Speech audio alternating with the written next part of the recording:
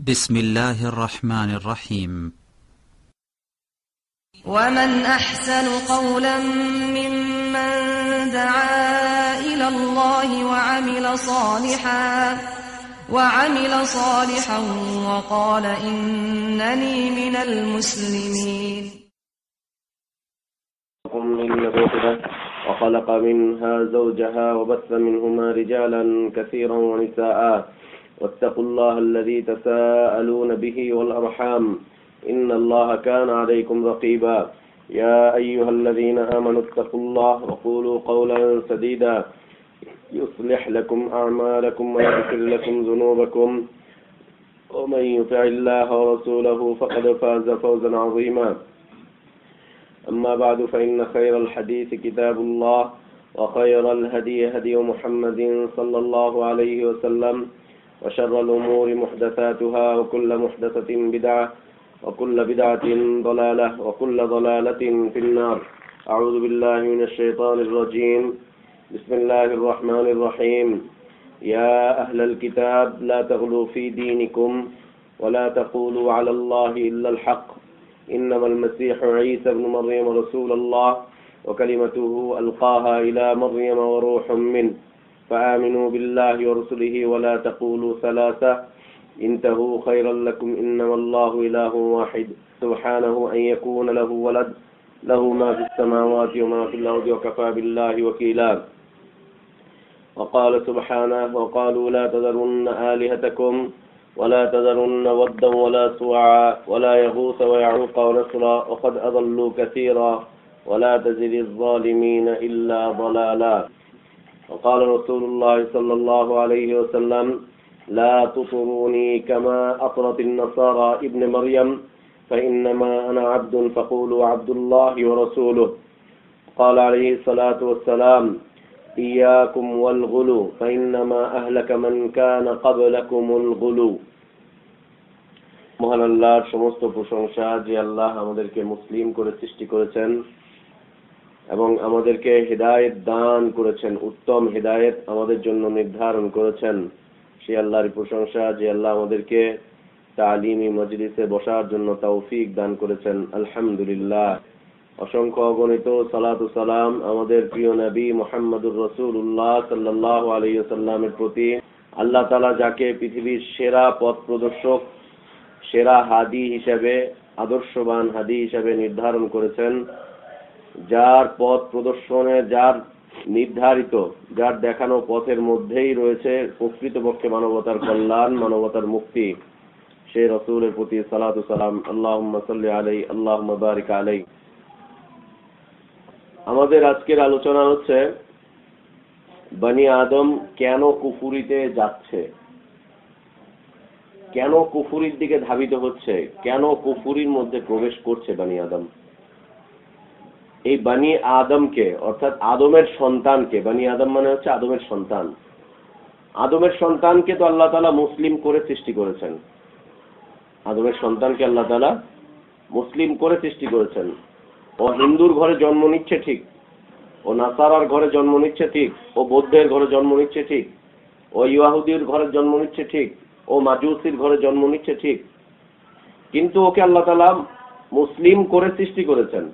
ও যার ঘরেই, যার ঔরসেই জন্ম নিক না কেন, ওকে আল্লাহ তাআলা পৃথিবীতে পাঠাচ্ছেন মুসলিম করে, মুসলিম করে পৃথিবীতে পাঠাচ্ছেন। ও মুসলিম অবস্থায় পৃথিবীতে আসছে।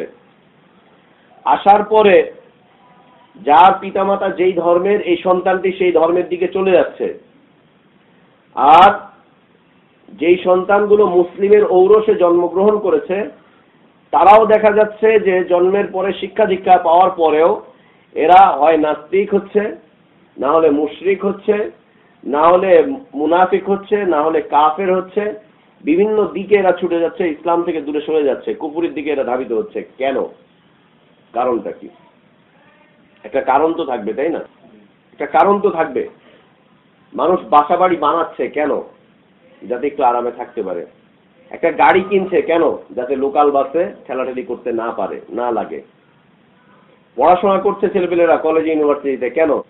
যাতে একটা সামনের দিকে ভবিষ্যৎটা তার সুন্দর হয়, আদর্শ জীবন আসে। পড়াশোনা কেন করছে? যাতে করে দেশে সত্যিকার অর্থে কল্যাণ আসে, দেশের মানুষগুলো সত্যিকার অর্থে যাতে করে এদের মাধ্যমে কল্যাণ পায় এবং নিজেরাও কিছু চলতে পারে, মানুষকেও কিছু দিতে পারে। এরকম প্রত্যেকটা বিষয়ের জন্য একটা একটা কারণ আছে। টেলিভিশনটা কেনা হয়েছে কেন? এর মাধ্যমে কিছু দেখার জন্য। হয় ভালোটা দেখবে, না হলে মন্দটা দেখবে। একটা কারণ রয়েছে।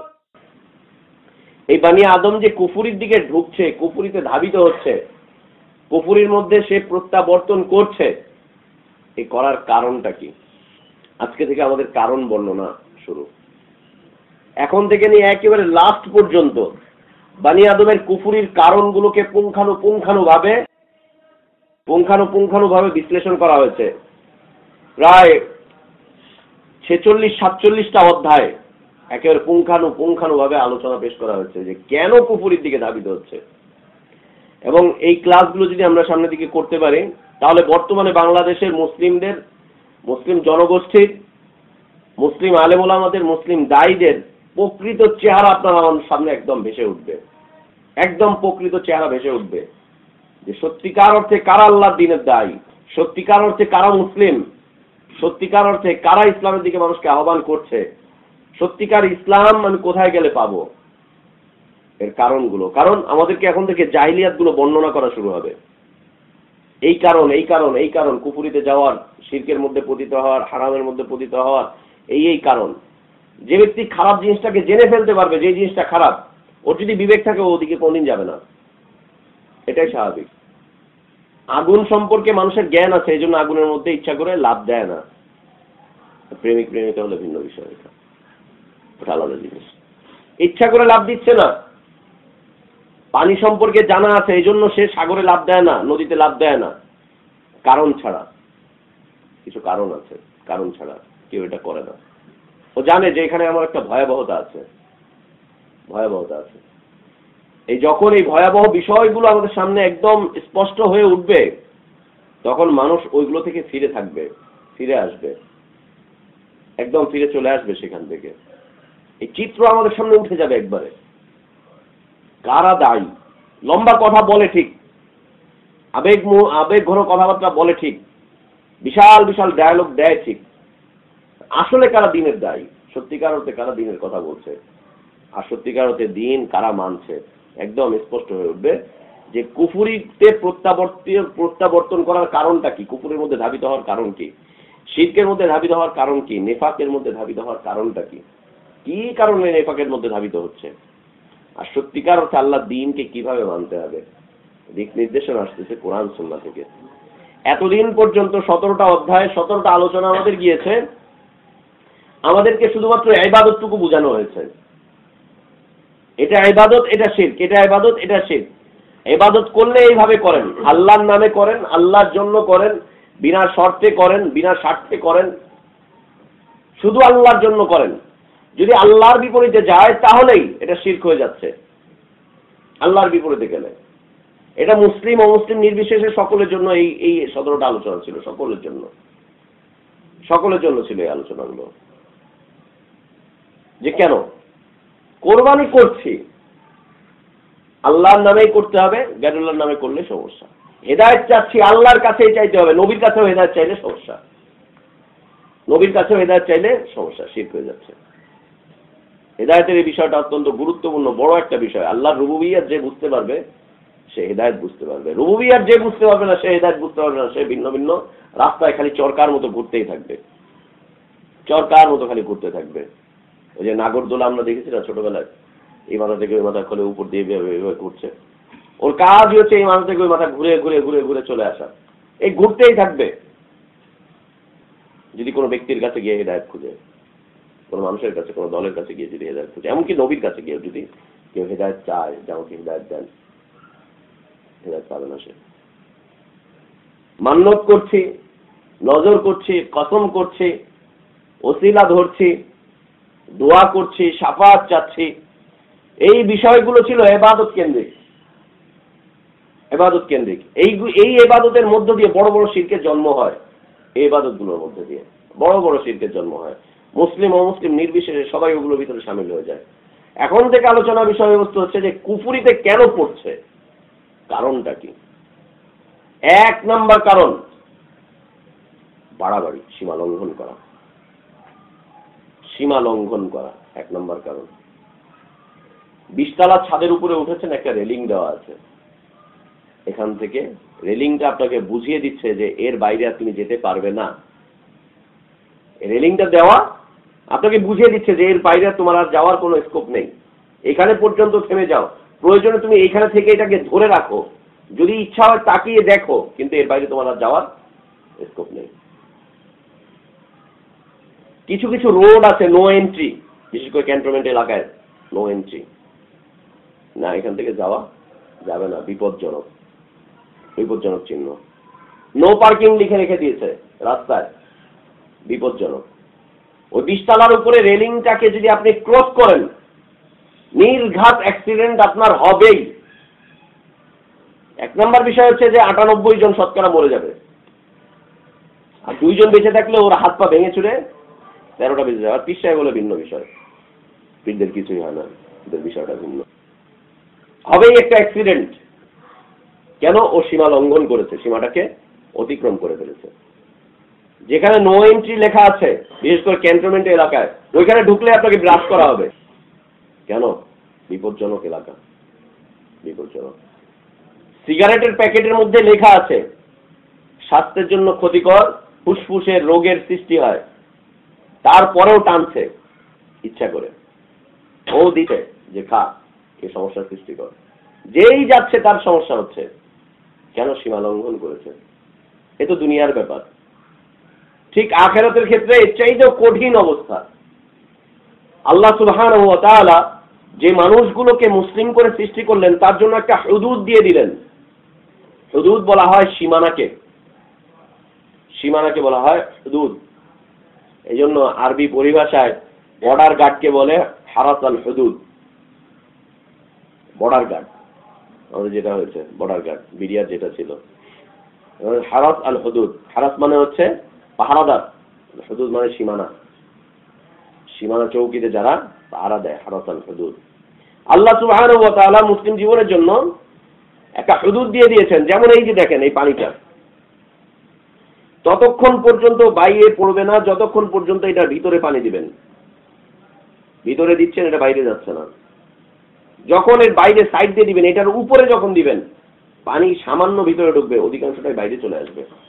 যখন এটার উপরে দিয়ে দিবেন, সামান্যই ঢুকবে ভিতরে, বাইরে চলে যাবে বেশি। আর এটা যখন ফিল আপ হয়ে যাবে, তখন এটার উপরে যত ঢালতে থাকবেন তত চারদিকে ছড়াতেই থাকবে। একটা বর্ডার আল্লাহ সুবহানাহু ওয়া তাআলা দিয়ে দিয়েছেন মুসলিম জীবনের জন্য, যাকে বলা হয় হুদুদুল্লাহ। আল্লাহর হুদুদ, আল্লাহর সীমানা, আল্লাহর সীমানা। এই সীমানাকে যারা অতিক্রম করবে তারা নির্ঘাত অ্যাক্সিডেন্ট করবে, নির্ঘাত অ্যাক্সিডেন্ট করবে তারা, এই সীমানাকে যারা অতিক্রম করবে। এই অ্যাক্সিডেন্টের ফলাফল কয়েকটা। একটা হচ্ছে চিরস্থায়ী জাহান্নাম, চিরস্থায়ী জাহান্নাম। দুনিয়ার তার জীবনটা হচ্ছে চির লাঞ্ছনাকর জীবন, নিরাপত্তাহীনতার জীবন, দুনিয়ার জীবন, দারিদ্রতার জীবন, অসম্মানের জীবন, দুনিয়ার জীবন। আর আখিরাতে তার অবস্থান হচ্ছে চিরকালীন জাহান্নাম, ওখান থেকে সে কোনোদিন বের হতে পারবে না। খালিদিনা ফিহা আবাদা, সেখানে সে চিরকাল থাকবে, সেখান থেকে কখনো বের হতে পারবে না। 1 নম্বর অ্যাক্সিডেন্টের ফলাফল, আল্লাহর হুদুদকে যদি অতিক্রম করে। 2 নম্বর ফলাফল হচ্ছে যে তারা জাহান্নামের অতল তলে থাকবে, তাদের জন্য কোনো সাহায্যকারী থাকবে না। মুনাফিকদের অবস্থান আরো নিকৃষ্ট অবস্থায় থাকবে, তারা অতল তলে থাকবে। 3 নম্বর অবস্থা হচ্ছে যে জাহান্নামে যাবে, এরপরে কিছু শাস্তি ভোগ করবে, শাফাআত পাবে, আবার বের হয়ে চলে আসবে। শাফাআত পাবে, আবার বের হয়ে আসবে, কিন্তু দীর্ঘদিন তাকে সেখানে থাকতে হবে, অনেক সময় তাকে সে থাকতে হবে। যতটা সময় সে সেখানে থাকবে তার দফা রফা শেষ, অবস্থা খারিজ হয়ে যাবে, দীর্ঘ সময় সে সেখানে থাকবে। হলে অ্যাক্সিডেন্টের ফলাফল। যারাই সীমানাকে অতিক্রম করবে, এই সীমানা অতিক্রম হয় শিরকের মাধ্যমে, কুফরির মাধ্যমে, নিফাকের মাধ্যমে, হারাম কাজের মাধ্যমে, বিদআতের মাধ্যমে। সীমানা অতিক্রম হয় 5টা কাজের মাধ্যমে: শিরক, কুফর, নিফাক, হারাম, বিদআত। এই 5টা কাজের মাধ্যমে সীমানা অতিক্রম হয়।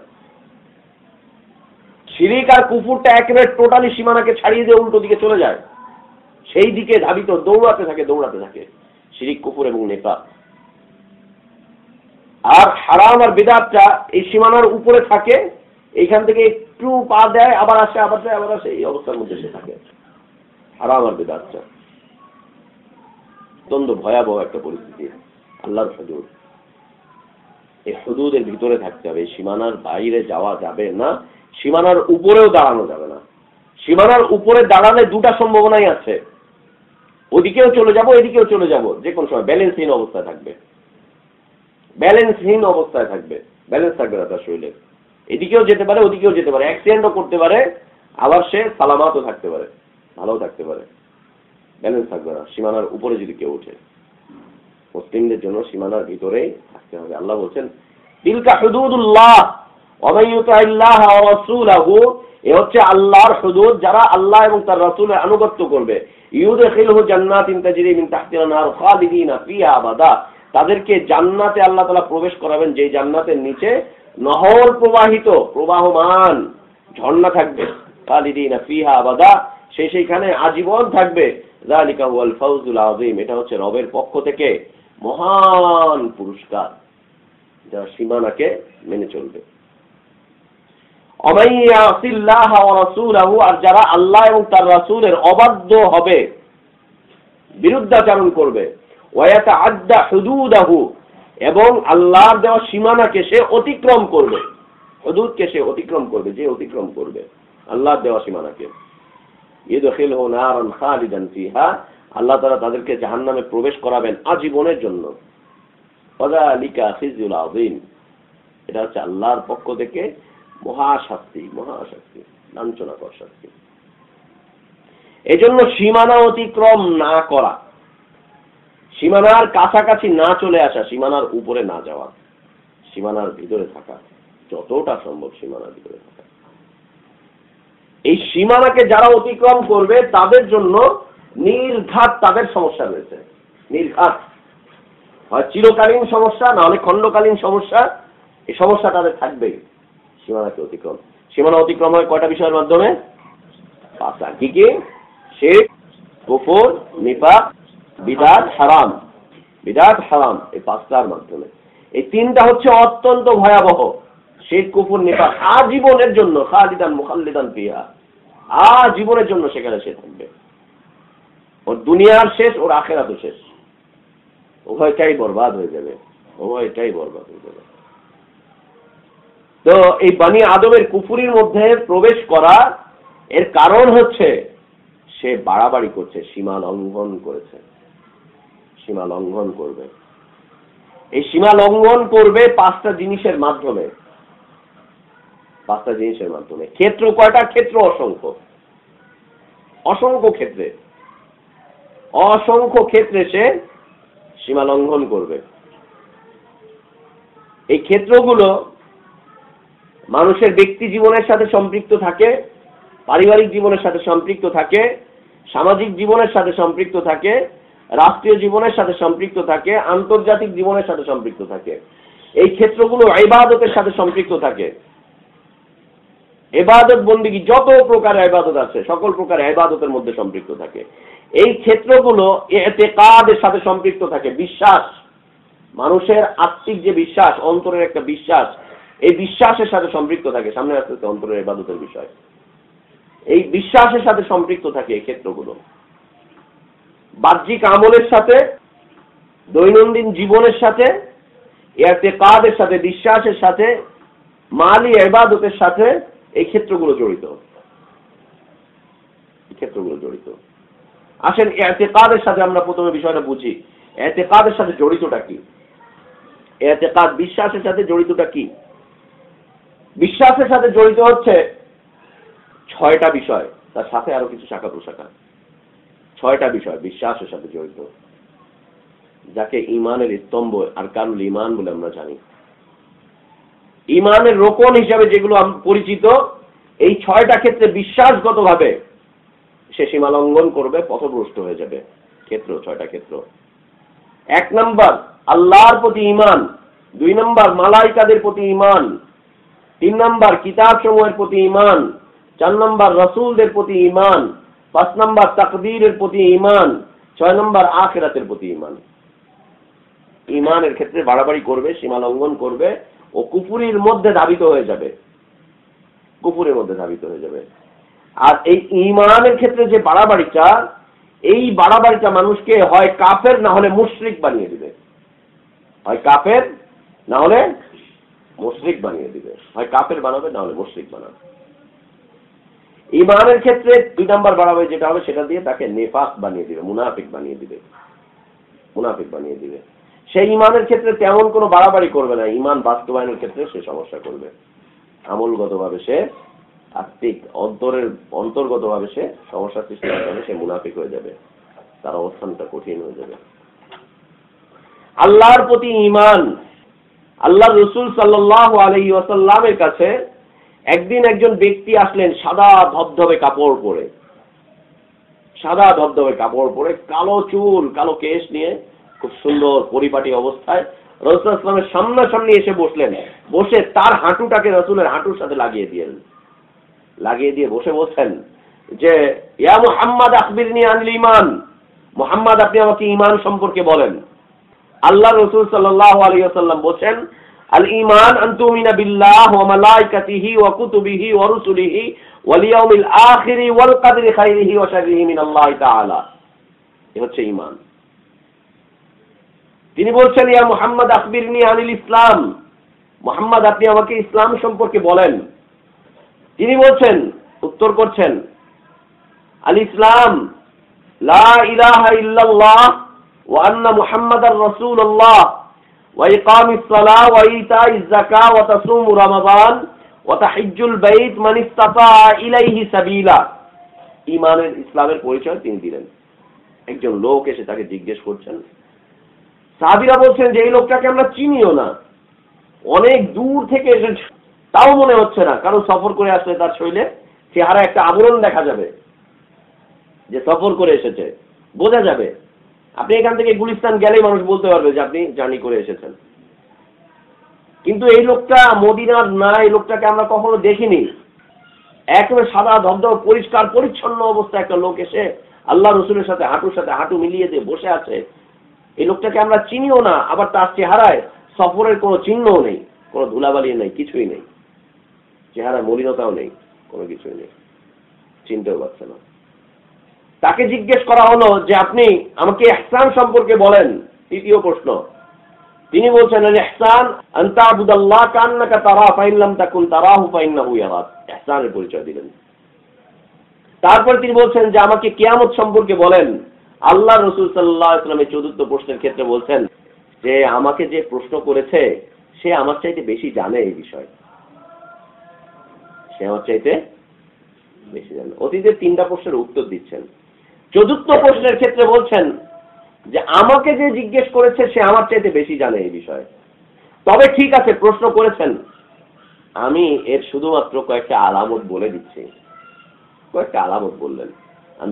আনতালিদাল আমাতু রাব্বাতাহা ওয়া আনতারাল হুফাতাল উরাতা। কয়েকটা আলামত তিনি বলে দিলেন। বলে দেওয়ার পরে তিনি বলছেন যে হ্যাঁ আপনি সত্য কথা বলেছেন, আল্লাহ রাসূলকে বলছেন সত্য কথা বলেছেন।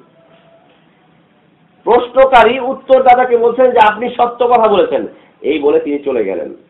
আল্লাহ রাসূল সাল্লাল্লাহু আলাইহি ওয়াসাল্লাম ওমর ইবনে খাত্তাব রাদিয়াল্লাহু আনহুকে ডেকে বলছেন যে ওমর, চিনো এই যে লোকটা আসলো প্রশ্ন করলো চলে গেল, তুমি কি চেনো একে? তুমি কি জানো কে? বলছে আল্লাহ এবং তার রাসূলই ভালো জানেন। বলছে হাদা জিবরিল, এ হচ্ছে জিবরিল আমিন আলাইহিস সালাতু ওয়াস সালাম। আতাকুম, সে তোমাদের কাছে এসেছিল, লিউআল্লিমাকুম দীনাকুম, তোমাদেরকে তোমাদের দ্বীন শিক্ষা দেওয়ার জন্য, দ্বীন শিক্ষা দেওয়ার জন্য এসেছিল। এসে শিখিয়ে দিয়ে গেল একজন মানুষের আকৃতি নিয়ে, দ্বীন শিখিয়ে দিয়ে গেল জিবরিল আমিন আলাইহিস সালাতু ওয়াস সালাম। সাহাবীরা গেলেন দৌড়ে যে দেখি তো, একটু গিয়ে পেলেন না, দেখি তো বিষয়টা কি, যে নাই, চলে গিয়েছেন তিনি। তো এ ছিল ইতিকাদের ক্ষেত্রে। পুরো হাদিসে বললাম ইতিকাদের ক্ষেত্রে যে আল ঈমান আন তুমিনা বিল্লাহ ওয়া মালাইকাতিহি ওয়া কুতুবিহি ওয়া রুসুলিহি ওয়া তুমিনা বিল কদরি খাইরিহি ওয়া শাররিহি মিনাল্লাহি তাআলা। এই 6টা ক্ষেত্র।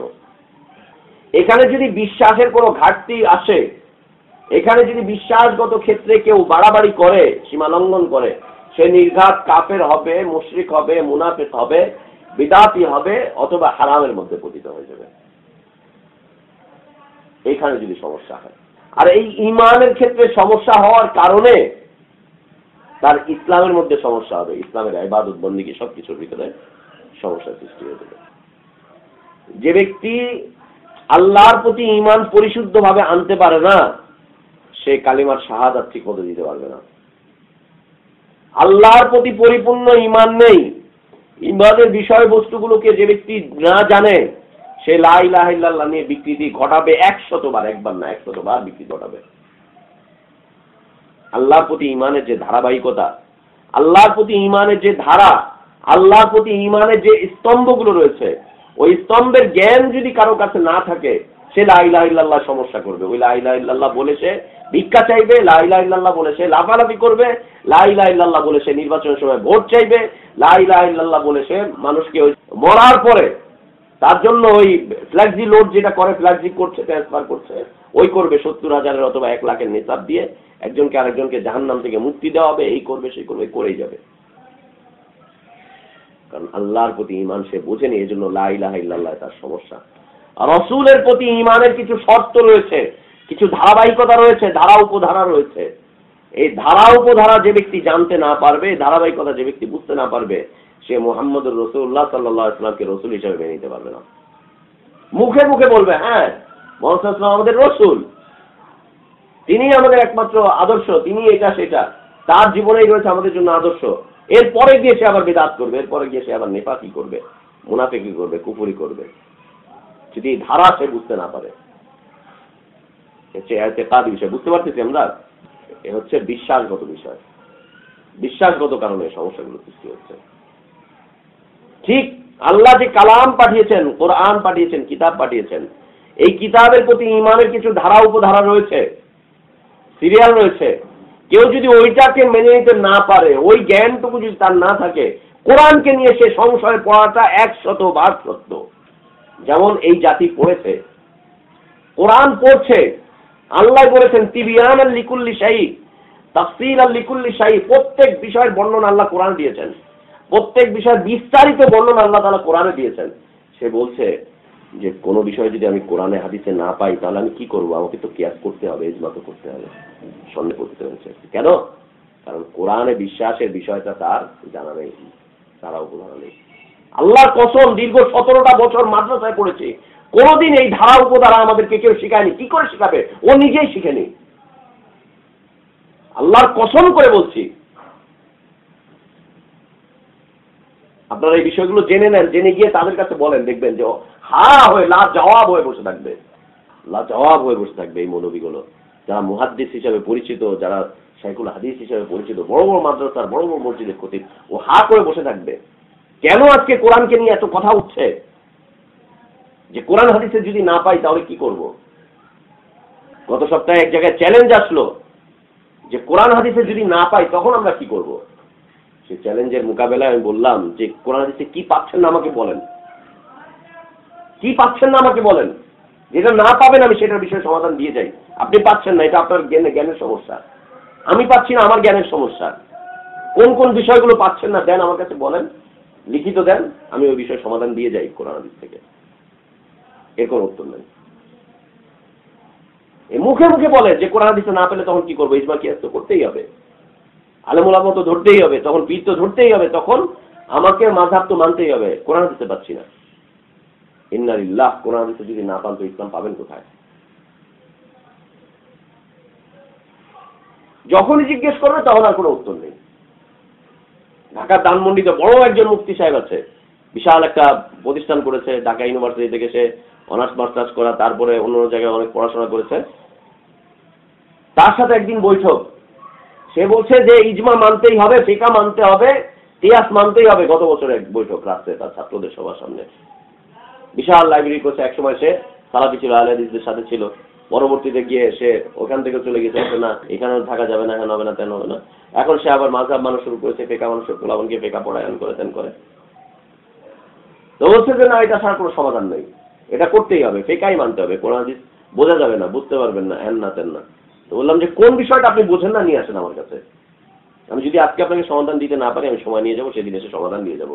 কি কি পাননি আপনি কোরআন হাদিসে, যেটা আপনি পাননি সেটা আমার কাছে লিস্ট দেন, যেটা এটা আমি পাচ্ছি না কোরআন হাদিসে। আজকে যদি পারি সমাধান দিয়ে যাবো, নাহলে পরবর্তী দিয়ে যাবো। হা করে বসে আছে মুফতি সাহেব, উত্তর দিতে পারছে না, যে কি পাচ্ছে না। ও হাওয়াই কথা, যদি না পাই, যদি না পাই, যদি না পাই। আরে কি পাচ্ছ না বলো, তুমি যেটা পাচ্ছ না বলো। যদি না পাই, যদি না পাই দিয়ে কোরআনের ক্ষেত্রে প্রশ্ন তুলেছে, কারণ কোরআনের প্রতি ঈমান, ইতিকাদ, যে বিশ্বাসটা তার ভিতরে আসবে, এই বিশ্বাসের যে ধারা উপধারাগুলো আছে সে জানে না, বোঝে না। আখিরাত সম্পর্কে সংশয়ের সৃষ্টি হয়েছে, আখিরাতে এইটা হবে, সেটা হবে, আখিরাতে আমাদেরকে এটা দিবে, সেটা দিবে, আখিরাতে এমনি নাজাত পাবো, সেমনি নাজাত পাবো, জানে না সে। আর তাকদীরকে নিয়ে তো বলার অপেক্ষাই রাখে না, যেমনি না চায় তেমনি না চায়, আমি পুতুল, আমার দোষটা কি, আল্লাহই করে চুরি করতে, আমি চুরি করি, তো চোরের দোষটা কি? দোষটা কি চোরের? আল্লাহ তো আমার হুকুম করছে, আমি সবকিছু করি, আল্লাহর হুকুম ছাড়া গাছের একটা পাতাও লড়ে না, তো আমার সমস্যাটা কি?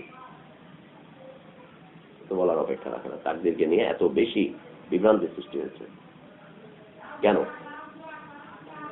কারণ হচ্ছে এই ইতিকাদি বিষয়, বিশ্বাসগত বিষয়টা তার জানা নেই, না জানার কারণে সে সীমা লঙ্ঘন করেছে, না জানার কারণে সে সীমা লঙ্ঘন করেছে।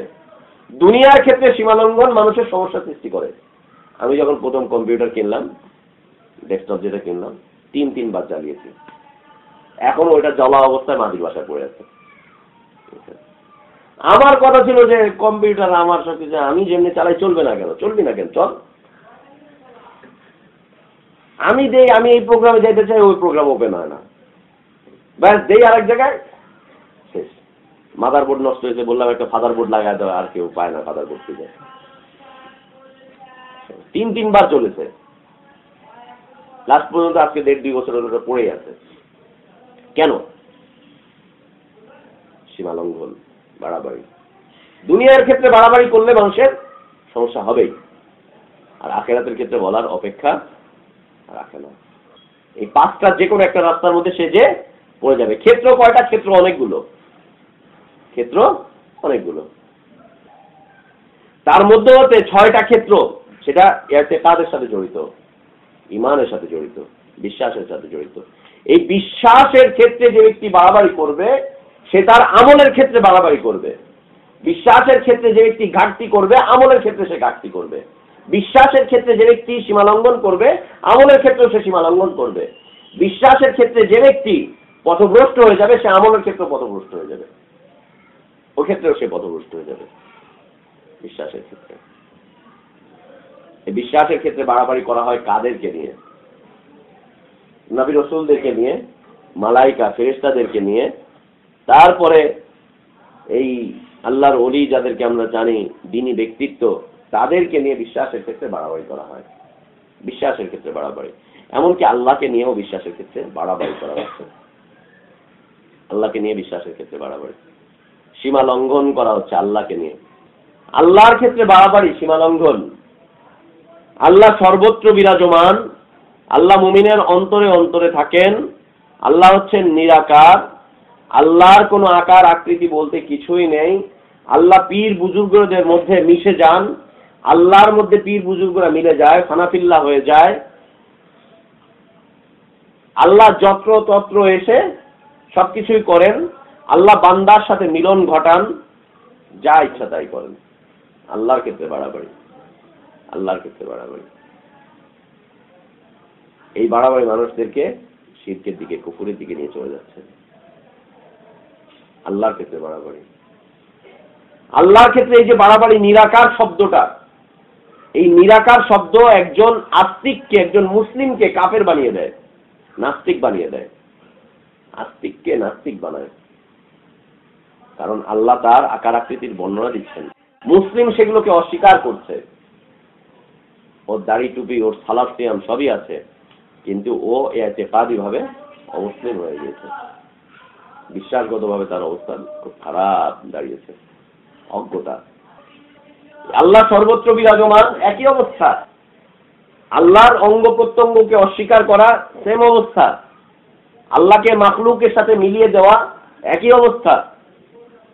যেখানেই তাকায় সেখানেই আল্লাহ, ডানে আল্লাহ, বামে আল্লাহ, আসমানে আল্লাহ, জমিনে আল্লাহ, সামনে আল্লাহ, পিছে আল্লাহ, পানিতে আল্লাহ, আগুনে আল্লাহ। ইন্না লিল্লাহ ইন্না লিল্লাহ ইন্না লিল্লাহ ইন্না লিল্লাহ। ঢাকায় তো একজন ব্যক্তিত্ব আছেন, তিনি আল্লাহকে আপনার সাথে জয়েন করে দিবেন সবসময়। তার কাছে গেলেই হচ্ছে মাত্র 3 ঘন্টা সময়। পূর্ণ ঈমান নিয়ে তার সামনে বসতে হবে, তার প্রতি পূর্ণ ঈমান নিয়ে তার সামনে বসতে হবে। বসলে পরে আপনার কলব জারি করে দিবে, আল্লাহকে আপনার সাথে করে দিবে। আপনি যেখানে যাবেন সেখানেই আল্লাহ। টয়লেটে গিয়ে বসে আছেন, দেখবেন যে আল্লাহ আপনার সামনে বসে আছে। রাত্রে শুয়ে আছেন, দেখবেন যে কোলবালিশ হয়ে আল্লাহ আপনার পাশে শুয়ে আছে। মাত্র কিছু টাকা, সামান্য কিছু টাকার বিনিময়ে ঈমান নিয়ে সেখানে বসতে হবে, ঈমান নিয়ে তার কাছে বসতে হবে। লা ইলাহা ইল্লাল্লাহ। সে তার পত্রিকা আত্মার বাণীর মধ্যে কিছুদিন আগে লিখেছে, একসময় তিনি সেনাবাহিনীতে চাকরি করতেন, সেনাবাহিনীর ধর্মীয় শিক্ষক ছিলেন। রাজেন্দ্রপুর ক্যান্টনমেন্ট দিয়ে তিনি যাচ্ছেন মার্চ করে, পিছনে অনেক লোকজন, সেনা অফিসাররা আছেন। উনি বলছেন যে আমি অনেক দিন যাবৎ আমার মাওলাকে খুঁজছি, অনেকদিন যাবৎ আমি আমার মাওলাকে খুঁজে বেড়াচ্ছি, মাওলাকে পাচ্ছি না, আমার মনের আকুতি ব্যক্ত করতে পারছি না, আমার অনেক চাওয়া পাওয়া তাও হচ্ছে না, অসুস্থ হয়ে পড়ছি, আমার রোগ সারছে না, মাওলাকে খুঁজে বেড়াচ্ছি অনেকদিন যাবৎ।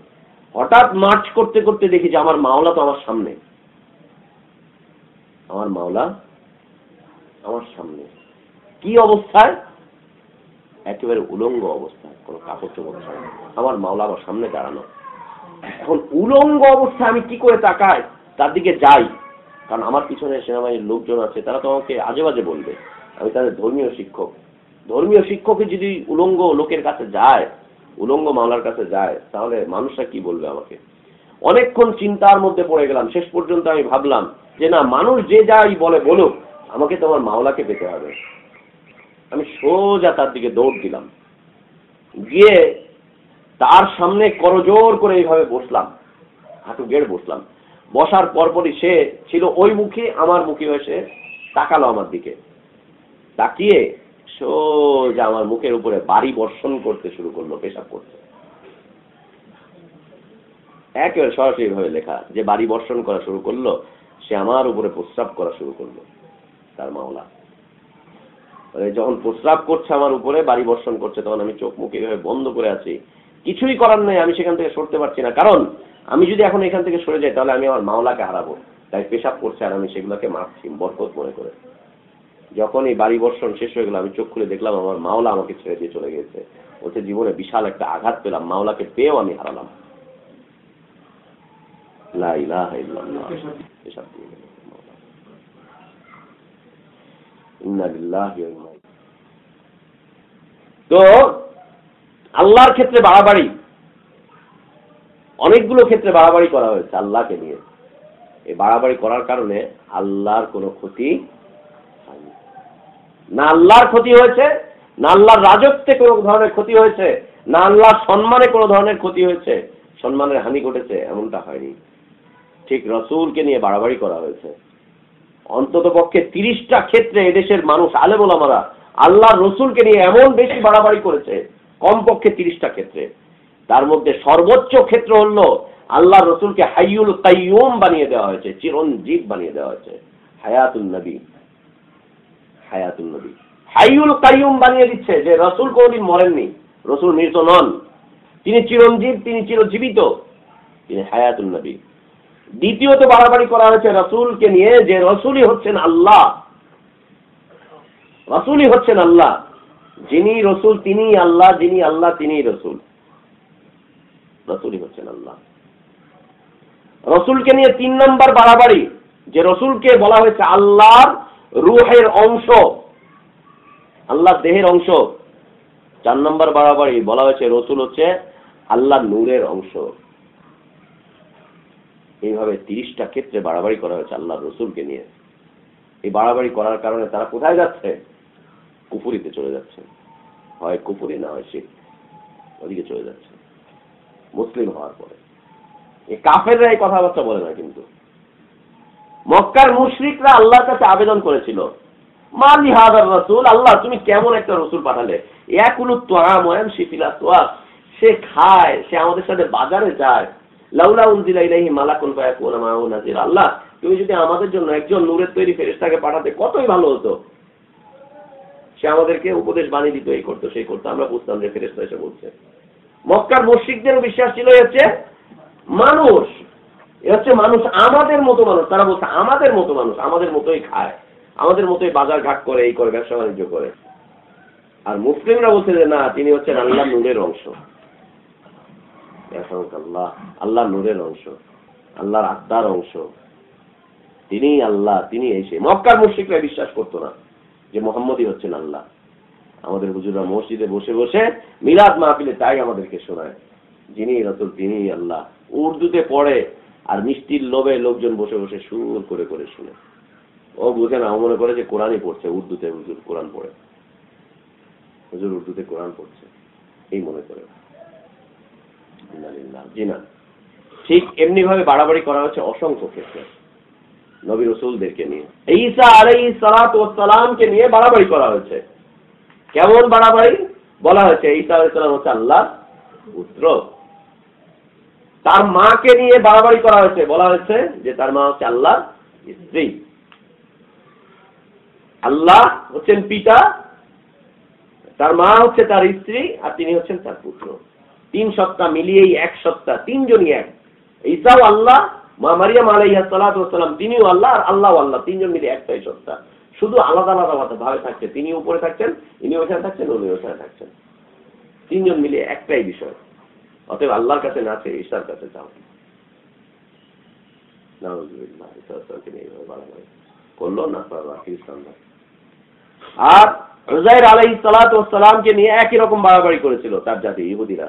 তারা বলেছিল এ হচ্ছে আল্লাহর পুত্র, আল্লাহর পুত্র। ঠিক মুহাম্মদ সাল্লাল্লাহু আলাইহি ওয়াসাল্লামকে নিয়েও এইভাবে বলেনি যে আল্লাহর পুত্র, আল্লাহর এই সেই, কিন্তু ছাড়েও নি, এভাবে ছাড়েও নি, ছাড়েনি, বলেনি কিন্তু ছাড়েও নি। কি করেছে? সরাসরি বলে দিয়েছে ইনি আর উনি, ইনি আর উনি, অথবা তারই অংশ, তারই অংশ, এইভাবে এইভাবে বলেনি এবং ছাড়েও নি। তারা বলেছিল উলঙ্গ ভাষায়, আর এরা বলছে সাহিত্যের পরিভাষায়, সাহিত্যের ভাষা দিয়ে, গজল কবিতা দিয়ে কত সুন্দর করে বলছে। এটা হচ্ছে বাড়াবাড়ি। এই বাড়াবাড়ি মানুষকে কুফরির মধ্যে ধাবিত করছে, এই বাড়াবাড়ি মানুষকে কুফরির মধ্যে ঢেলে দিচ্ছে, একদম কুফরিতে ঢেলে দিচ্ছে। এই বাড়াবাড়ি মানুষকে একদম কুফরির মধ্যে ঢেলে দিচ্ছে। এই বাড়াবাড়িগুলো মানুষকে একের পর এক ঢেলে দিচ্ছে কুফরির মধ্যে, শিরকের মধ্যে ঢেলে তাদেরকে শেষ করে দিচ্ছে। প্রত্যেকটা ক্ষেত্রে, ঠিক কিতাবের ক্ষেত্রে, এই কিতাবের ক্ষেত্রে সন্দেহ পোষণ করে নতুন করে কিতাব লেখা হচ্ছে, একটার পর একটা বাড়াবাড়ি। এইগুলো হচ্ছে বনি আদমের কুফরিতে প্রবেশ করার কারণ। 1 নম্বর কারণ কি? বাড়াবাড়ি, সীমা লঙ্ঘন করা। এই সীমা লঙ্ঘনটা হবে হচ্ছে ইতিকাদের ক্ষেত্রে, বিশ্বাসগত ক্ষেত্রে। এই বিশ্বাসের কারণে, আমলের ক্ষেত্রে তাদের বাড়াবাড়ি হবে অথবা ঘাটতি হবে বিশ্বাসের কারণে। ইসলাম এটাকে একবার নিষিদ্ধ করে দিয়েছে, একদম নিষিদ্ধ। না বাড়াবাড়ি করা যাবে না, ঘাটতিও করা যাবে না, কমানোও যাবে না, বাড়ানোও যাবে না। যেমন আছে ঠিক তেমনের উপরে ঈমান আনতে হবে, যেমন বর্ণিত হয়েছে ঠিক সেইভাবে আমল করে যেতে হবে, কোনো কিছু করা যাবে না। আল্লাহ সুবহানাহু ওয়া তাআলা বলেন যে নবী বলে দাও, ইয়া আহলাল কিতাব, হে শিক্ষিত জাতি, হে কিতাবধারী জাতি, হে জ্ঞানধারী জাতি, লা তাগলু ফি দীনিকুম, তোমরা তোমাদের দ্বীনের মধ্যে বাড়াবাড়ি করো না। লা তাগলু ফি দীনিকুম, তোমরা তোমাদের দ্বীনের ক্ষেত্রে বাড়াবাড়ি করো না। ওই যে মুহাম্মদ সাল্লাল্লাহু আলাইহি ওয়াসাল্লাম বলেন যে হাযা জিবরিল আতাকুম লিউআল্লিমাকুম দীনাকুম, এই জিবরিল আসলো, জিবরিল এসে তোমাদেরকে তোমাদের দ্বীন শিক্ষা দিয়ে গিয়েছে। আর এখানে আল্লাহ সুবহানাহু ওয়া তাআলা বলেন লা তাগলু ফি দীনিকুম, তোমরা তোমাদের দ্বীনের ক্ষেত্রে বাড়াবাড়ি করতে চাও। আল্লাহ এবং তার রাসূলকে নিয়ে যেভাবে বাড়াবাড়ি করেছে, পীরদেরকে নিয়েও একই বাড়াবাড়ি। আব্দুল কাদের জিলানী একই সময় সারা পৃথিবীতে বিচরণ করে বেড়ায়। আর বাংলাদেশে তো এই শ্রেণীর লোকের অভাব নাই। মাগরিব পড়ে মক্কায়, এশা পড়ে মদিনায়। আসর পরে বাইতুল মুকাদ্দাসে, সকালবেলায় মাদ্রাসায় উপস্থিত থেকে আবার ক্লাসও করাচ্ছে না। প্রাইভেট বিমানও নেই তার, খাওয়ার পয়সাও নেই, কিন্তু 3 ওয়াক্ত নামাজ 3টা মসজিদে পড়ে, এখান থেকে প্রায় 7-8 হাজার কিলোমিটার দূরে। হ্যাঁ পাগল না, না না, ওরে আল্লাহ, মুহাদ্দিস, মুফাসসির, শাইখুল হাদিস, চোখ বন্ধ করে সোজা মক্কায়, চোখ বন্ধ করে সোজা মদিনায়, না নামাজ পড়ে মুহাদ্দিস সাহেব আল্লাহ। আমাদের নাসিরের বড় ভাইয়ের পীর ছিল, ইরাক কুয়েতে যখন যুদ্ধ হলো, উনি নাসিরের বাসায় শুয়ে শুয়ে বলছে, ঘুমাচ্ছিল, ঘুম থেকে উঠে হঠাৎ করে লাফ দিয়ে উঠে বলছে, মাইচি মাইচি মাইচি মাইচি, নোয়াখালীর লোক ছিল, মাইচি মাইচি। তার ভাই জিজ্ঞেস করে, কি হচ্ছেন? সাইফ মারছি। সাইফ হচ্ছে ক্ষেপণাস্ত্র, আরবিতে ক্ষেপণাস্ত্রকে সাইফ বলা হয়। সাইফ মারছি, সাইফ মারছি, কোনায় মারছেন? আমেরিকার সেনাবাহিনীর উপরে মারি দিয়ে চলে এলাম। উনি বাসায় ঘুমিয়ে আছে, মুরিদের ঘরে খাটে ঘুমিয়ে দিয়ে বলছে যে আমি আমেরিকার সেনার উপরে ক্ষেপণাস্ত্র নিক্ষেপ করে এই মাত্র আসলাম। আর তার ভাই ঢাকার ডিস্ট্রিক্ট জজ ছিল, ও এত নির্বোধ, ও বলছে আমার হুজুর এই মাত্র যুদ্ধ করে এসছে, দেখছে যে ওর ঘরেই শোয়া, বলছে হ্যাঁ এই মাত্র মেরে আসলো। এত নির্বোধ, কেমন নির্বোধ হয় মানুষ। ও দেখছে ওর ঘরে ঘুমানো, পীর বলেছে যে সে মেরে এসছে, বলছে হ্যাঁ মেরে এসছে। পীররা অনেক কিছুই করে। ওই পীরই একদিন বলতেছে যে আল্লাহ এখন মহা শান্তিতে আছে। কি শান্তি? বলে আল্লাহ সব দায় দায়িত্ব আমার কাছে দিয়েছে, আল্লাহ এখন রেস্ট করতেছে, ঘুমাচ্ছে।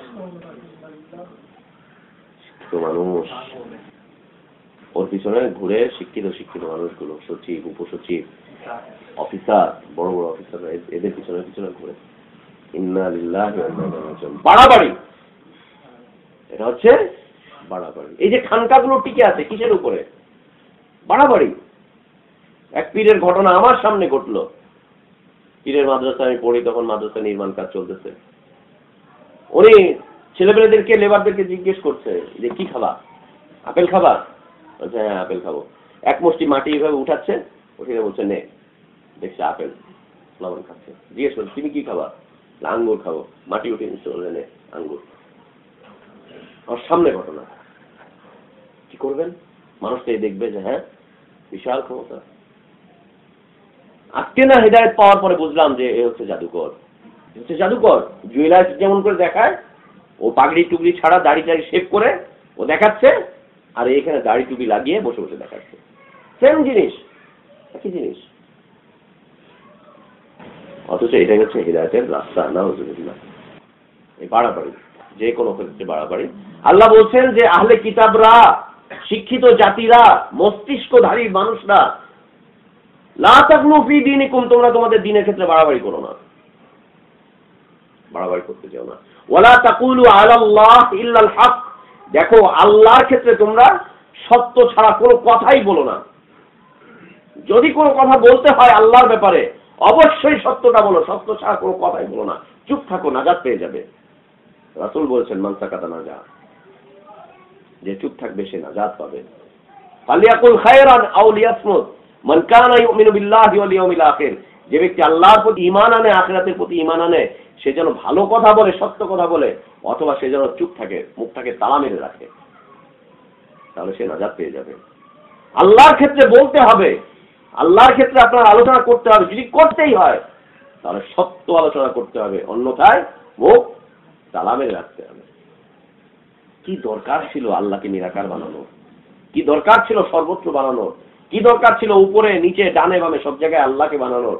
আর তাবলিগি বুজুর্গের তো কথার অপেক্ষাই রাখে না যে জনৈক বুজুর্গ দীর্ঘ 14 দিন যাবত ইস্তেঞ্জা থেকে বিরত থাকছেন, টয়লেট করছেন না। কেন? বলছে যখনই টয়লেটে যায় গিয়ে দেখো এখানে আল্লাহ বসে আছে, আল্লাহর নূর সেখানে বিরাজমান, আল্লাহর নূর সেখানে বিরাজমান। কি দরকার ছিল আল্লাহকে এইভাবে সম্মান করতে গিয়ে এইভাবে অসম্মান করার, নিজের ঈমানটাকে নষ্ট করার? কি দরকার ছিল? জাকারিয়া সাহেব তার পীরের কাছে চিঠি লিখেছেন, ফাজাইলে সাদাকাতে দেখবেন সেখানে লিখেছে যে আল্লাহ আমি কিছুই নই, আমি এই পৃথিবীতে তোমার ছায়া, তুমি যা আমি তা, আমি যা তুমি তা, তুমি আমি, আমি তুমি। ইন্না লিল্লাহি ওয়া ইন্না ইলাইহি রাজিউন। কি দরকার ছিল, কি দরকার ছিল? কি প্রয়োজনটা ছিল আল্লাহর এই পরিচয় দেওয়ার? ওয়ালা তাকুলু আলাল্লাহ ইল্লাল হক, আল্লাহর ব্যাপারে সত্য ছাড়া তোমরা অন্য কিছু বলতে যেও না। আর মানুষের ক্ষেত্রে বলবে, নবী রাসূলদের ক্ষেত্রে ইন্নামাল মাসিহ, আল্লাহ তাআলা পরিচয় দিচ্ছেন যে মাসিহকে তোমরা আল্লাহর পুত্র বলছো, না না, ইন্নামাল মাসিহ ঈসা ইবনে মারইয়াম, মারইয়ামের পুত্র ঈসা, যাকে মাসিহ হিসেবে তোমরা চিনো, রাসূলুল্লাহ, সে হচ্ছে আল্লাহর রাসূল। ওয়া কালিমাতুহু, এবং আল্লাহর কালিমা, আলকাহা ইলা মারইয়াম, যে কালিমা তিনি মারইয়ামের কাছে নিক্ষেপ করেছিলেন, বলেছিলেন, মারইয়ামের কাছে প্রত্যাদেশ করেছিলেন, অরুহুম মিনহু, এবং তার আদেশের অংশ। ফাআমিনু বিল্লাহি ওয়া রাসূলিহি, তোমরা আল্লাহর প্রতি ঈমান আনো, আল্লাহর রাসূলের প্রতি তোমরা ঈমান আনো। ওয়ালা তাকুলু সালাসা, দেখো 3 সত্তা বানিও না তোমরা ঈসাকে নিয়ে, তোমরা ঈসাকে নিয়ে 3 সত্তা বানিও না। ঈসা, মারইয়াম আর আল্লাহ 3টা সত্তা তোমরা এক সত্তায় পরিণত করতে যাও না, তোমরা বলতে যাও না 3 এ 1, 1 এ 3, এটা করতে চাও না। একজন মুসলিম মনীষী একটা কিতাব লিখেছিলেন, ইন্না লিল্লাহি ওয়া ইন্না ইলাইহি রাজিউন। তিনি বলছেন, তৃতীয়বাদের মাঝে এক আল্লাহকে আমি খুঁজে পাই, তৃতীয়বাদের মাঝে এক আল্লাহকে আমি খুঁজে পাই। ছোটবেলা বইটা পড়েছিলাম, মুসলিম মনীষীর লেখা। কি ঈমান বিলাচ্ছেন তিনি মুসলিম মনীষী, 3 সত্তার মধ্যে আমি আল্লাহকে খুঁজে পাই, 3টার মধ্যেই আল্লাহ।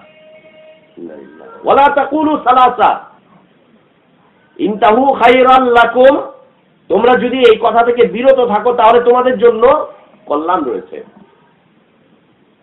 তোমরা যদি এখান থেকে বিরত থাকো, এতটুকুতেই বিরত থাকো যে ঈসা হচ্ছে আল্লাহর বান্দা, আল্লাহর রাসূল, মারইয়াম হচ্ছে আল্লাহর একজন বান্দি, আর আল্লাহ হচ্ছেন আল্লাহ, তোমরা আল্লাহর ব্যাপারে সত্য ছাড়া মিথ্যা বলতে যেও না। ইন্নামাল্লাহু ইলাহুন ওয়াহিদ, দেখো জেনে রাখো তোমাদের আল্লাহ হচ্ছেন এক। ইন্নামাল্লাহ ইলাহুন ওয়াহিদ, তোমাদের আল্লাহ নিশ্চয়ই আল্লাহ, তিনি হচ্ছেন একক ইলাহ, অন্য কেউ নয়। ঈসার ইবাদত করতে যেও না, ঈসার উপরে ঈমান না, আল্লাহর মতো করে ঈমান আনতে যেও না। সুবহানাহু আন ইয়াকুনা লাহু ওয়ালাদ, তিনি সন্তান গ্রহণ থেকে একদম পুত পবিত্র। লাহু মা ফিস সামাওয়াতি ওয়া মা ফিল আরদ, আকাশ এবং জমিনে যা কিছু আছে সব কিছু হচ্ছে তারই রাজত্বে, তারই রাজত্বে, তিনি সবকিছুর মালিক। আল্লাহ সুবহানাহু ওয়া তাআলা, এটা এত বড় অপরাধ, আল্লাহর অংশ সৃষ্টি করা, আল্লাহর পুত্র সাব্যস্ত করা, আল্লাহর নূরের অংশ বলা, এত বড় অপরাধ। আল্লাহ বলছেন এটা যখন মানুষ বলে, বনি আদম বলে, তখন আকাশের অবস্থা এমন হয় যে আকাশ যেন ভেঙে চলে খানখান হয়ে পড়বে, এই জমিন যেন তুলার মতো করে উঠতে থাকবে। এত বড় অপরাধ এটা, আকাশকে ভেঙে ফেলার অপরাধ, জমিনকে একেবারে শেষ করে ফেলার অপরাধ। আল্লাহ বলছেন তাকাদুস সামাওয়াতু ইয়াতাফাত্তারুনা মিন ওয়া তানশাক্কুল আরদু ওয়া তাখিরুল জিবালু হাদ্দা। এই অপরাধ হচ্ছে আনদাউলির রহমানি ওয়ালাদা, যে রহমানের জন্য একজন সন্তানকে নির্ধারণ করা, এই অপরাধ হচ্ছে আকাশ ভেঙে পড়ার মতো, এই অপরাধ হচ্ছে জমিন একেবারে তুলার মতো উড়ে যাওয়ার মতো। ইন্না লিল্লাহি ওয়া ইন্না ইলাইহি রাজিউন। বাড়াবাড়ি সম্মান দিতে চেষ্টা করেছে রসুলকে, রসুলকে সম্মান দিতে দিতে শেষ পর্যন্ত আল্লাহ বানিয়ে দিয়েছে। উদ্দেশ্য সম্মান দেওয়া, উদ্দেশ্য তাকে ভালোবাসা।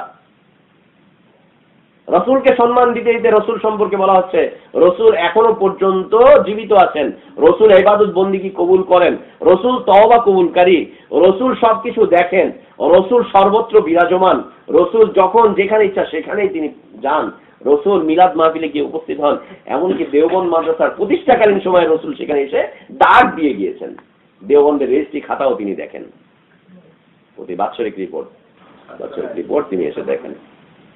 ইন্না লিল্লাহি ওয়া ইন্না ইলাইহি রাজিউন। সম্মান দিতে গিয়ে এগুলো করা হয়েছে, বাড়াবাড়ি। আল্লাহ সুবহানাহু ওয়া তাআলা বলেন ওয়া ক্বালু লা তাযারুন্না আলিহাতাকুম ওয়া লা তাযারুন্না ওয়াদ্দান ওয়া লা সুওয়াআন ওয়া লা ইয়াগুস ওয়া ইয়াউক ওয়া নাসরা। নূহ আলাইহিস সালাতু ওয়াস সালামের জাতিকে যখন নূহ আলাইহিস সালাতু ওয়াস সালাম আল্লাহ তাওহীদের কথা বলা শুরু করলেন, ইয়া কওমি আবুদুল্লাহ মা লাকুম মিন ইলাহিন গায়রু, হে আমার জাতি তোমাদের কি হয়েছে, তোমরা এক আল্লাহর ইবাদত কেন করছো না, কেন এই বিভ্রান্ত হচ্ছ, বিচ্ছিন্ন হচ্ছ, কেন তোমরা ভিন্ন ভিন্ন মাবুদের ইবাদত করছো। যখন এই কথা বলছে তখন তারা বলছে লা তাযারুন্না আলিহাতাকুম, নেতা গোছের লোকেরা বললো যে তোমরা তোমাদের মাবুদগুলোকে ছেড়ো না, ছেড়ো না, ওয়াদকে ছেড়ো না, ইয়াগুসকে ছেড়ো না, নাসারকে ছেড়ো না, কাউকে তোমরা ছাড়তে যেও না, সাওয়াকে তোমরা ছেড়ো না। এই যে ভিন্ন ভিন্ন মাহবুদ, ভিন্ন ভিন্ন খানকার, ভিন্ন ভিন্ন তরিকার যে মাহবুদগুলো রয়েছে এগুলোকে তোমরা ছাড়তে যেও না, কখনো তোমরা ছেড়ো না, এগুলোকে ধরে রাখো। তোমরা তাওহীদের দিকে অগ্রসর হও না, এগুলোকে তোমরা ধরে রাখো। এই লোকগুলো ছিলেন ভালো মানুষ। এই যে 5টা 6টা খানকা তৈরি হয়েছিল, এরা ছিলেন খুব ভালো মানুষ। সমাজের ভালো ভালো মানুষগুলোকে তারা মাবুদ বানিয়ে নিয়েছিল, ইলাহ বানিয়ে নিয়েছিল। আর তাদের কাছে যখন দাওয়াত যাচ্ছে তখন তারা অস্বীকার করলো যে না তোমরা ছেড়ো না। ঠিক একই রকম এখনো যাদের কাছে দাওয়াত পৌঁছানো হচ্ছে, বলছে না না, যেই তরিকার উপর আছেন ওইটাতেই থাকেন, যেই মাযহাব মানছেন ওইটাই মানেন, যেই আলেম ওলামাদেরকে ধরেছেন ওইটাই থাকেন, যেই তরিকাকে নিয়েছেন, যেই পীরকে পীর হিসেবে ধরেছেন ওটাতেই থাকেন, ওটার মধ্যেই কল্যাণ রয়েছে। কিসের কোরআন হাদিস? ওরা কি বুঝে? ও কম্পিউটার সায়েন্সের ছাত্র, ও মেডিকেলের একজন ডাক্তার, ও হচ্ছে ইঞ্জিনিয়ার, ও আপনাদেরকে কোরআন হাদিস কি বুঝাবে? ও মাদ্রাসায় পড়েছে নাকি? ও আলেম নাকি? কোরআন হাদিসের দাওয়াতকে প্রত্যাখ্যান করে দিচ্ছে। ও একজন ব্যবসায়ী, ও কি করতে পারে? একজন ব্যবসায়ী। গত বছর বরিশালে ভান্ডারিয়ায় গেলাম তাফসীর করতে। 28 মাদ্রাসার একজন মুহাদ্দিস আসলে ওখানে তাফসীর করতে, আমিও গেছি 3 দিন ধরে তাফসীরের। দ্বিতীয় দিনে আমি প্রধান অতিথি সেখানে গেলাম। আমার পরিচয় আমি উঠে দাঁড়িয়ে বললাম, ভাই আমার পরিচয় হচ্ছে আমি একজন ব্যবসায়ী, জীবন জীবিকার জন্য ব্যবসা করে খাই, টুকটাক চা পারি তাই খাই। মাশাআল্লাহ, আমি আলোচনা করে চলে আসার পরে মুহাদ্দিস সাহেব বলছেন, ব্যবসায়ী আবার ইসলাম বুঝে কি করে? ও ব্যবসায়ী, ও আবার তাফসীর করে কি করে? কারণ গিয়ে শিরকের বিরুদ্ধে কথা বলেছি, বাড়াবাড়ি নিয়ে কথাবার্তা বলেছি। বলতে গিয়ে খানকার বিরুদ্ধে কথা এসেছে, পীরতন্ত্রের বিরুদ্ধে কথা এসেছে, মাযহাবের বিরুদ্ধে কথাবার্তা এসেছে। উনি ব্যবসায়ী, উনি কি করে বুঝে মাযহাব কি জিনিস? উনি ইসলাম কি বুঝে? উনি ব্যবসা করে খায়। ইসলাম বুঝলে সে তো মাদ্রাসা আমাদের মতো করে পড়াতো। বা ব্যবসায়ী ইসলাম বুঝবে কি করে? কি করে হয়? হচ্ছে ওই সময় ওরা বলেছিল আমাদের মাহবুদগুলোকে ছেড়ো না, এরা বলছে আমাদের খানকাগুলোকে ছেড়ো না, আমাদের দরগাগুলোকে ছেড়ো না, আমাদের মাযহাবকে ছেড়ো না, আমাদের পথ পদ্ধতিকে ছেড়ো না। ছাড়লেই গোমরাহ হয়ে যাবে। যেই মাযহাব ছাড়ে সেই গোমরাহ হয়ে যায়, যেই পীরকে ছাড়ে সেই গোমরাহ হয়ে যায়, যেই ইলিয়াসী তবলিগকে ছাড়ে সেই গোমরাহ হয়ে যায়, কোরআন হাদিস যেই পড়ে সেই গোমরাহ। ইন্না লিল্লাহি ওয়া ইন্না ইলাইহি রাজিউন। হাত থেকে কোরআন ছিনিয়ে নেয়, হাত থেকে রাসূলের হাদিসের কিতাবকে ছিনিয়ে নেয়। সেইগুলো তুমি পড়ে বুঝবা না, এগুলো খুব কঠিন জিনিস। আলেম ওলামাদের কাজ এটা, তুমি এগুলো পড়লেই গোমরাহ হবা। এমন ইমামের সংখ্যা ভরে গিয়েছে এদেশে, ভরে গিয়েছে। কোরআন পড়লে গোমরাহ হয়ে যাবে। ওই কাফেরদের কণ্ঠ, লা তাযারুন্না আলিহাতাকুম, না তোমরা ছাড়তে যেও না, পড়তে দেয় না। আল্লাহ রাসূল সাল্লাল্লাহু আলাইহি ওয়াসাল্লাম তিনি আশঙ্কা করেছিলেন যেইভাবে ঈসা আলাইহিস সালাতু ওয়াস সালামকে নিয়ে, উযাইর আলাইহিস সালাতু ওয়াস সালামকে নিয়ে যেইভাবে তার জাতি বাড়াবাড়ি করেছিল, যে মুহাম্মদ সাল্লাল্লাহু আলাইহি ওয়াসাল্লামকে নিয়েও এইভাবে বাড়াবাড়ি করা হতে পারে, তিনি আশঙ্কা বোধ করেছিলেন। আশঙ্কা বোধ করে তার জাতিকে বলে যাচ্ছেন যে জাতি লা তুতুরুনি, আমাকে নিয়ে তোমরা বাড়াবাড়ি করতে যেও না। কামা আতরাতিন নাসারা ইবনে মারইয়াম, মারিয়ামের পুত্রকে নিয়ে নাসারারা যেইভাবে বাড়াবাড়ি করেছে, তোমরা আমাকে নিয়ে সেইভাবে বাড়াবাড়ি করতে যেও না। আমাকে নিয়ে বাড়াবাড়ি করবে তো কুফুরে যা হলো, হয়েও গিয়েছে। ফাকুলু ইন্নামা আনা আবদুন, আমি হচ্ছে আল্লাহর শুধুমাত্র একজন বান্দা, একজন দাস। তোমরা যদি আমাকে বলতে চাও, আমার পরিচয় দিতে চাও, তাহলে এতটুকুই বলো, আব্দুল্লাহ ওয়া রাসূলুহু, মুহাম্মদ হচ্ছে আল্লাহর বান্দা এবং তার রাসূল। ব্যাস এতটুকুই হচ্ছে মুহাম্মদ সাল্লাল্লাহু আলাইহি ওয়াসাল্লামের পরিচয়। না চিশতি, না সাবেরি, না নকশবন্দি, না মুজাদ্দিদি, না মুহাদ্দিস, না হানাফি, না শাফিঈ, না মালিকি, না হাম্বলি, না দাউদ জাহিরি, কোনটাই না। না সফি, না ওলিয়ে কামেল, না পীরে কামেল, না মুর্শিদে আজম, কোনটাই না, কোনটাই না তিনি। যদি আমাকে তোমরা পরিচয় দিতে চাও, ইন্নামা আনা আবদুন, আমি হচ্ছে আল্লাহর একজন বান্দা, কুলু আব্দুল্লাহ ওয়া রাসূল, এতটুকুই বলো যে আল্লাহর বান্দা এবং তার রাসূল। আল্লাহ রাসূল সাল্লাল্লাহু আলাইহি ওয়াসাল্লাম বলেন, ইয়াকুম ওয়াল গুলু, তোমাদেরকে আমি সাবধান করে যাচ্ছি বাড়াবাড়ি করা থেকে।